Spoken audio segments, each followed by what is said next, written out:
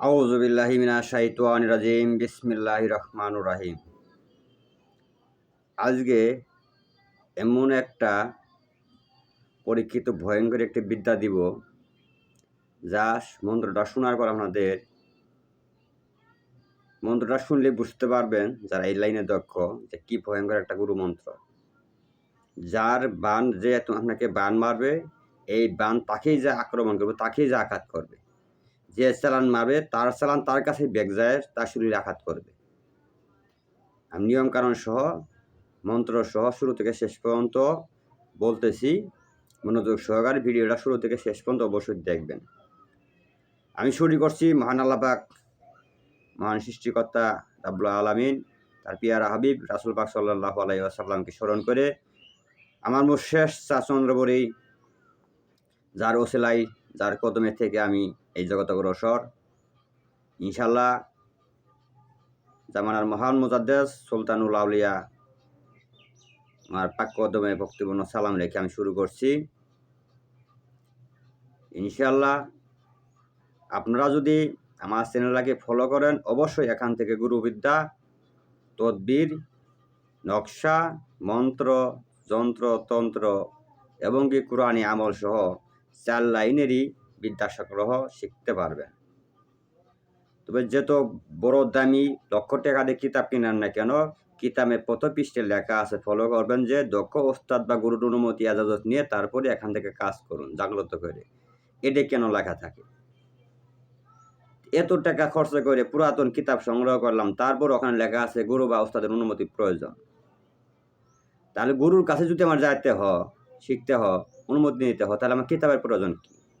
তাহলে তো আমি গুরুর কাছ থেকে এই মন্ত্র, গুরুবিদ্যা ডায়েরি করে নিয়ে আসে মুখস্থ করে শিক্ষা করে আমি সেবা মানুষের করতে পারি। কিতাবের আমার প্রয়োজন নাই। তেমনি আমার গুরুর মাধ্যমে আমি যা সংগ্রহ করছি, এগুলো আপনাদের মাঝে তুলে ধরবো ইনশাআল্লাহ, নিয়ম কানুন সহ সঠিক বিদ্যাগুলা। আমার কাছে কোনো ডায়েরি কিতাব নাই, আমার কাছে কোনো কিতাব নাই, 4 প্রকার ডায়েরি আছে। তেমনি একটা পরীক্ষিত মন্ত্র আপনাদের মাঝে উন্মুক্ত করতেছি ইনশাআল্লাহ। আশা করি আপনারা এখান থেকে অনেক উপকৃত হবেন। তবে এই মন্ত্র ব্যবহার করার জন্য অবশ্যই যে গুরুর মুখ থেকে শিখবেন, তার কাছ থেকে অনুমতি অবশ্যই নিতে হবে। অনুমতির প্রয়োজন আছে। অনুমতি ছাড়া এই মন্ত্র আপনার শক্তি অর্জন হবে না, বা এই মন্ত্র আপনার জন্য কাজ করবে না, এটা সন্দেহ আছে। যাদের প্রয়োজন মনে করবেন, মন্ত্রটা শোনার পর অবশ্যই আমাকে কমেন্টে পান, অথচ ইমোতে পান, হোয়াটসঅ্যাপে পান, যোগাযোগ করে অনুমতি নেবেন। অছাড়া কাজ হবে কিনা সন্দেহ আছে। তাই মন্ত্রটা বলতেছি, তারপরে নিয়মটা বলবো।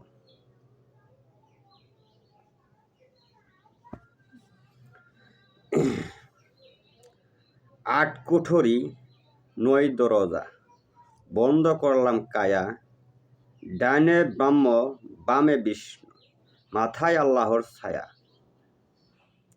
লোহার কপাট, বর্জ্যের খিল, আমার শরীরে যে দিবে হাত, তার কলিজায় মারি বান। দোহাই হজরত আলী। মন্ত্রটা আবার বলি। 8 কুঠরি 9 দরজা, বন্ধ করলাম কায়া, ডানে ব্রহ্ম, বামে বিষ্ণু, মাথায় আল্লাহর ছায়া।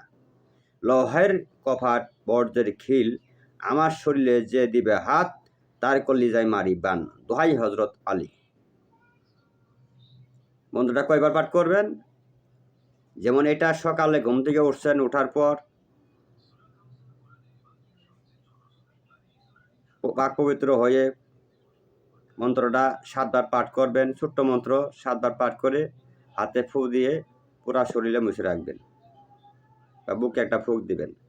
আবার রাত্রে যে সময় শোয়ার ঘরে যাবেন, শুইতে যাবেন, এই সময় আবার এটা 7 বার পাঠ করে আবার এই বুকে বা পুরা শরীরে মুছে দেবেন, এমনকি বুকে একটা ফুঁক দিবেন। তার কারণ হলো শত্রুরা ফাঁক পাতে থাকবে, কোন সময় আপনাকে সুযোগ পায়। আর শত্রুপক্ষর এমন কোনো বাবার ক্ষমতা নাই যে এই মন্ত্র আপনি কাটে আপনার শরীরে আঘাত করবে, পারবে না। কারণ একটা বানযুক্ত মন্ত্র। এটা জন করে রাখবেন, যেই আপনার শরীরে বান মারবে, সেই বানটা তার কাছেই ফেরত যাবে, ব্যাক যাবে। আপনার শরীরও যে আক্রান্ত ছাড়লে যে কষ্টটা হয়তো, এই কষ্টটা যে করবে সে নিজেই পাবে। সে যদি এটা বুঝতে পারে কেটে দেয়, তাহলে সে সুস্থ হবে, নিজেটা নিজে কেটে দিতে হবে। এমনি একটা পরীক্ষিত শক্তিশালী বিদ্যা আপনাদের মাঝে দিলাম, গুরুবিদ্যা। আশা করি যারা এরকম ভুক্তভোগী আছেন, শত্রুর জ্বালায় অতিষ্ঠ হয়ে গেছেন এবং কি অনেক নতুন তান্ত্রিক কবিরাজ শিখতেছেন, অন্যান্য তান্ত্রিক কবিরাজেরা বারবার আক্রমণ করতেছে, ক্ষতিগ্রস্ত করতেছে, আপনারা এই বিদ্যাটা প্রয়োগ করুন। যে 1 বার 2 বার 3 বার প্রয়োগ করবে সে নিজে আপনি যখন ব্যাক দিবেন এইভাবে, দ্বিতীয়তে শেয়ার করবে না।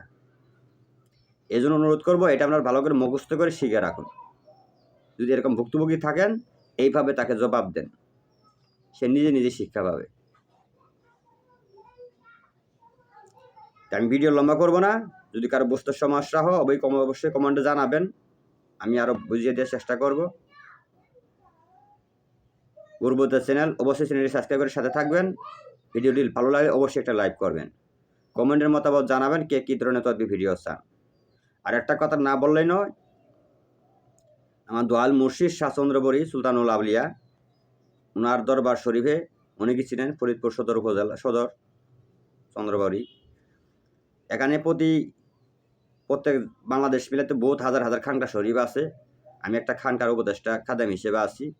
এখান থেকে প্রতি খানকা থেকে একটা সিরিয়াল থাকে। প্রত্যেক দিন এই খানকা থেকে একজন, এই খানকা থেকে এক গ্রুপ, এই খানকা থেকে এক গ্রুপ, এভাবে যায় পাহারা খেজমত করে, দরবারে খেজমতে থাকে। তেমনি আমি একটা খেজমতে গেছিলাম, এই জন্য হয়তো মাঝখানে আমি 3 দিন 4 দিন ভিডিও দিতে পারি নাই। অনেক সময় ফোনটা বন্ধ ছিল, কারণ ফোনটা দরবারে যাওয়ার পর ফোন দুনিয়া কোনো ধান্দা দুনিয়া কোনো খেয়াল চলবে না, থাকা যাবে না। শুধু আল্লাহ রাসুলকে পাওয়ার জন্য আল্লাহর ওলিদের দরবারে যাওয়া হয়, শুধু একই খেলে থাকতে হয়। এই জন্য ফোনটা বন্ধ ছিল, এই জন্য আমি আন্তরিকভাবে দুঃখিত। ইনশাআল্লাহ আর সমস্যা হবে না। আমরা সবাই ভালো থাকবেন, সুস্থ থাকবেন, আমার জন্য দোয়া করবেন। আমি পূর্বের ন্যায় যেভাবে মানুষের সেবা করতেছি, ইনশাআল্লাহ আমি যেন মানুষের সেবা এভাবে করে যেতে পারি। আসসালামু আলাইকুম রাহমাতুল্লাহি ওয়া বারাকাতুহু।